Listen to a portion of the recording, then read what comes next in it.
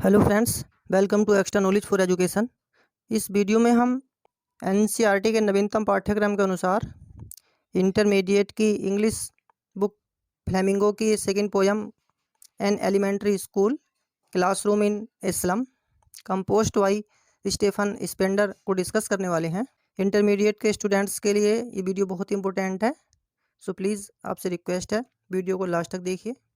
और यदि ये वीडियो आपको अच्छी लगे, हेल्पफुल लगे तो इसे लाइक कीजिए, अपने फ्रेंड्स के साथ शेयर कीजिए तथा जो फ्रेंड्स चैनल पर पहली बार आए हैं हमारे channel extra knowledge for education को सब्सक्राइब कर लें, साथ में बेल आइकन को प्रेस कर दें ताकि जितनी वीडियो हम अपलोड करते हैं उन सभी का नोटिफिकेशन आप तक सबसे पहले पहुंच जाए और अधिक से अधिक भाई बहनों को लाभ हो सके। शुरू करते हैं ये वीडियो। फ्रेंड्स, सबसे पहले डिस्कस करते हैं इस पोएम के पोएट के बारे में। फ्रेंड्स, इस पोएम के जो पोएट हैं स्टीफन स्पेंडर, उनका जन्म सन 1909 को हुआ और उनकी मृत्यु सन 1995 को हुई। वाज एन इंग्लिश पोएट, वे एक इंग्लिश कवि थे, एंड एन एसेइस्ट और एक प्रसिद्ध निबंधकार थे। ही लेफ्ट यूनिवर्सिटी कॉलेज, उन्होंने यूनिवर्सिटी कॉलेज छोड़ा Oxford without taking a degree, बिना कोई डिग्री लिए हुए, एंड बैन टू बर्लिन इन 1930 और सन 1930 में वे बर्लिन चले गए। Spender took A keen interest in politics, जो इस पोएम के पोएट हैं उनकी जो एक तीव्र लालसा थी वो राजनीति में जाने की थी। और and declared himself to be a socialist and pacifist, और उन्होंने अपने आप को एक सोशलिस्ट एंड पैसिफिस्ट डिक्लेयर कर दिया। Books of Spender include poem to of dedication, और उनकी जो पुस्तकें थीं वे भी इसमें शामिल थीं। The age of being, the creative elements, the struggle of the modern and an autobiography, world within world, ये उनकी बुक्स हैं। An elementary school classroom in Islam, और जो ये पोएम है ये एक प्राइमरी का जो विद्यालय होता है, स्लम कहते हैं गंदी बस्ती को, उसके जो क्लासरूम है, उसका जो कक्षा है, उसके बारे में राइटर ने एक्सप्लेन किया है। He has concentrate on the theme of social injustice and class in equalities, और राइटर ने जो ध्यान केंद्रित किया है वो क्या है, सोशल इनजस्टिस यानी सामाजिक अन्याय, एंड क्लास इनक्वालिटीज़, और जो क्लास की जो क्वालिटी होनी चाहिए थी उसमें जो कमी थी, राइटर ने उनको फोकस करके इस पोएम को लिखा है। बहुत अच्छी पोएम है, आपसे रिक्वेस्ट है प्लीज़ वीडियो को लास्ट तक देखिए। शुरू करते हैं इसकी एक्सप्लेनेशन। फर्स्ट स्टेंजा है, far far from gusty waves these children's face. Far कहते हैं दूर, फ्रॉम दी जस्टी वेब्स, जस्टी कहते हैं तूफानी, वेब्स लहर, दिस चिल्ड्रंस फेस, इन बच्चों के चेहरे पर उसकी कमी थी, अर्थात इन बच्चों के चेहरे झोंकेदार हवाओं से बहुत दूर हैं। Like rootless weeds, like means जैसे, इस लाइन में लाइक वर्ड यूज़ किया गया है इसलिए इसमें सिंपली फिगर ऑफ स्पीच है। रूटलेस बिना जड़ का, बीट्स या खरपतवार, समुद्री खरपतवार जो होते हैं जो बिना बीज के होते हैं वे ऐसे ही उग जाते हैं। इन बच्चों को ऐसा माना है पोएट ने, इनकी तुलना यानी उस गंदी बस्ती के क्लासरूम में जो बच्चे थे उनकी तुलना पोएट ने रूटलेस बीड्स के साथ की है, अर्थात उनकी तुलना बिना जड़ वाले खरपतवार के साथ की है। The hair torn round their pallor, the tall girl with her weighed down head, the paper seeming boy with rat's eyes, the stunted unlucky hair of twisted bones reciting a father's gnarled disease, his lesson from his desk at back of the dim class, one unknown sweet and young, his eyes lips in a dream of squirrel's game in tree room other than this। Friends, इस पूरे स्टेंजे का जो सार है, जो explanation है वो ये है कि कवि उन बच्चों का वर्णन करता है जो कि एक प्राथमिक विद्यालय में पढ़ते हैं, जो एक झुग्गी क्षेत्र में स्थापित है, एक गंदी बस्ती में स्थापित है। कवि कहता है कि बच्चों के चेहरे बहुत सुस्त और बिना किसी ऊर्जा के हैं, वे अपनी उम्र के अन्य बच्चों की तरह ऊर्जा से भरे हुए नहीं हैं। इन बच्चों की तुलना अवांछित खरपतवार से की है लेखक ने। लेखक कहता है कि बच्चे अनचाहे खरपतवार की तरह अनचाहे लगते हैं जो खेतों में अपने आप उगाते हैं। The hair torn round their pallor, और उनके जो बाल हैं वे ऐसे ही बिखरे हुए हैं, उनमें कंघी नहीं की गई है। The tall girl with her weighed down head. उसके बाद राइटर का ध्यान एक लंबी लड़की की ओर जाता है।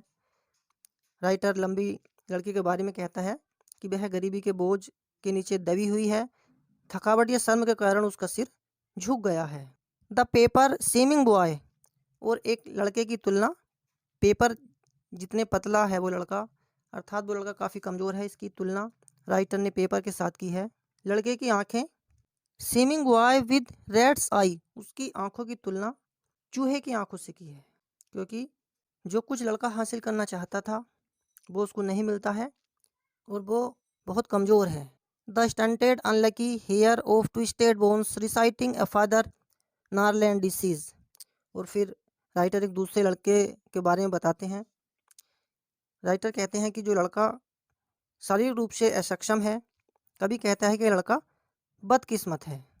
ट्विस्टेड कहते हैं विकृत, रिसाइटिंग वर्णन कर रहा है, नारलैंड गांठदार, डिम धुंधली। राइटर कहते हैं कि उसका जो शरीर है वो बहुत विकृत है, उसे बीमारी विरासत में मिली है, जिसकी वजह से उसका शरीर विकृत है और अपने पिता से कोई सुविधा प्राप्त करने के बजाय उन्हें विरासत में एक बीमारी मिली है ये वाली।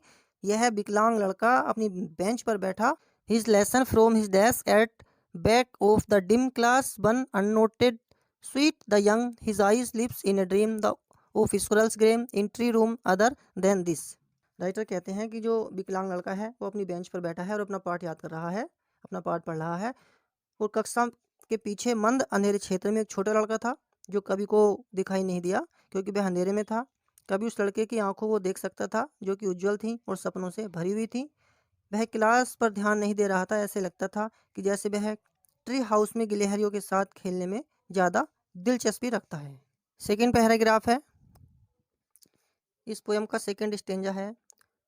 Once or cream balls donations, Shakespeare's head, cloudless at down, civilized dome, riding all cities, bald flowery,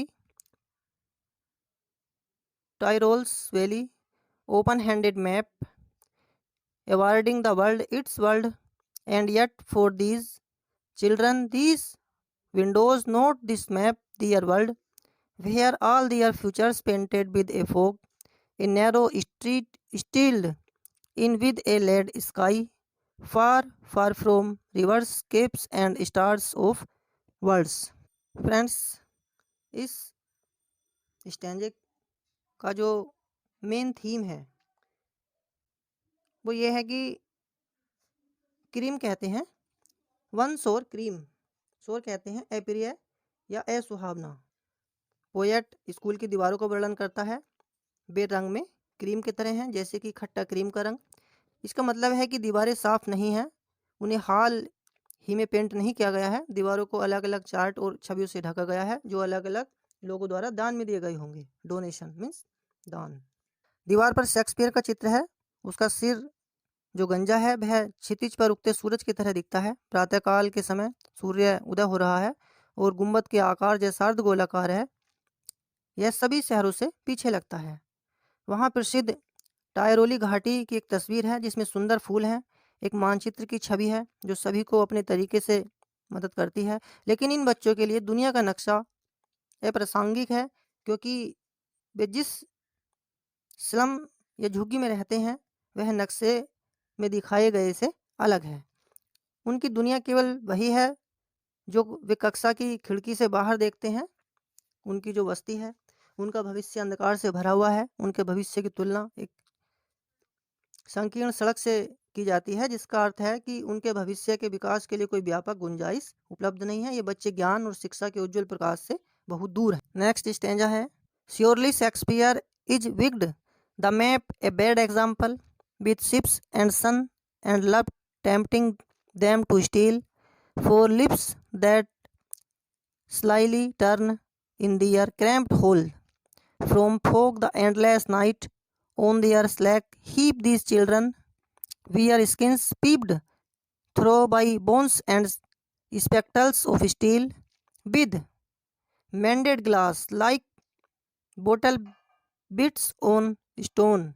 All of their time and space are foggy slum be blowed their maps with slums as big as doom. As big as इस line में simile figure of speech का use किया गया है। इस स्टैंजे में poet explain करते हैं कि स्लम क्षेत्र में रहने वाले इन बच्चों ने इतनी कठिनाइयों का सामना किया कि वे हर दूसरे व्यक्ति को अपना दुश्मन मानते हैं। उनके लिए शेक्सपियर एक दुष्ट आदमी है और वे मानचित्र को अच्छी चीज नहीं मानते हैं। उन्हें कभी किसी के द्वारा पसंद या प्यार नहीं किया गया, इसलिए वे लगभग सभी से नफरत करते हैं। दूसरों से प्यार करने की उनकी इच्छा उन्हें चोरी के लिए मजबूर करती है। वे छोटे घरों में रहते हैं और उन्होंने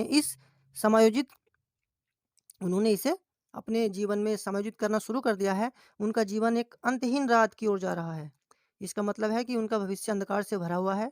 ये बच्चे इतने पतले हैं, उनकी त्वचा की पतली परत के माध्यम से कोई भी आसानी से उनकी हड्डियों को देख सकता है। उनकी त्वचा कपड़े की पतली परत की तरह है और त्वचा के नीचे की हड्डियां दिखाई देती हैं। ये बच्चे कुपोषण से पीड़ित हैं। वे चश्मा पहनते हैं जो स्टील से बने होते हैं। ये बच्चे बहुत असहज हैं, यहाँ तक कि चश्मे में लगे लेंस की भी मरम्मत की जाती है। चश्मे पत्थरों की तरह दिखते हैं जिनकी मरम्मत कांच के टुकड़ों से की गई है। कभी ये समझाने की कोशिश करते हैं कि इन बच्चों को अपने जीवन में कितनी कठिनाइयों का सामना करना पड़ता है। जैसे जैसे ये झुग्गियाँ बड़ी होती जा रही हैं, इन बच्चों के भविष्य को नष्ट होने का खतरा है और ऐसे बच्चों के लिए इनसे बच पाना बहुत मुश्किल है।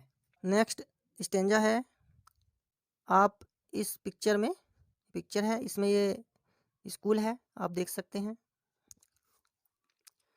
Unless governor, inspector, visitor, this map becomes their window, and these windows that shut upon their lips like catacombs break open till they break the town and show the children to green fields and make their world run azure on gold sands and let their tongues run naked into books and white and green leaves upon history theirs whose language is the sun. Poet इस स्टैंजे में explain करते हैं कि सरकार को इन बच्चों की समस्याओं का ध्यान रखना चाहिए। वे उनसे इन बच्चों के जीवन को बदलने और दुनिया के नक्शे को उनके लिए एक वास्तविकता बनाने का आग्रह करते हैं। कभी गरीबी और संसाधनों की कमी के कारण उन प्रतिबंधों को तोड़ने की आवश्यकता पर जोर देते हैं जो उन बच्चों के लिए ज़रूरी हैं। वे चाहते हैं कि राज्यपाल और जनता इन बच्चों को उनके सपने जो देखते हैं वे उनमें मदद करे, उनको साकार करे, क्योंकि ये उन्हें कोहरे से दूर आकाश में ले जाएगा। कभी यहाँ कहना चाहते हैं कि इस तरह से बच्चों को उनके वर्तमान के अंधेरे से दूर उज्जवल भविष्य में ले जाया जा सकता है। कभी चाहता है कि ये बच्चे रेत और प्रकृति की सुंदरता का अनुभव करें, क्योंकि इससे ज्ञान प्राप्त करने की इच्छा पैदा होगी। वे फिर सफ़ेद और हरे पत्तों से गुजरेंगे। यहाँ सफ़ेद पत्तियाँ किताबों को दर्शाती हैं और हरी पत्तियाँ प्रकृति को दर्शाती हैं। यह तब उन्हें सुधार देगा और वे अपने लिए एक उज्जवल भविष्य चित्रित कर सकेंगे। राइटर ने इस तरीके से बहुत अच्छे पोयम एक्सप्लेन की है। मुझे विश्वास है ये पोयम आपको ज़रूर पसंद आएगी। और फ्रेंड्स, यदि ये वीडियो आपको अच्छी लगी हो तो प्लीज़ इसे लाइक कीजिए, शेयर कीजिए। वीडियो को लास्ट तक देखने के लिए आपका बहुत बहुत धन्यवाद। Thanks for watching this video. Thank you very much all of you. जय हिंद, जय भारत, वंदे मातरम।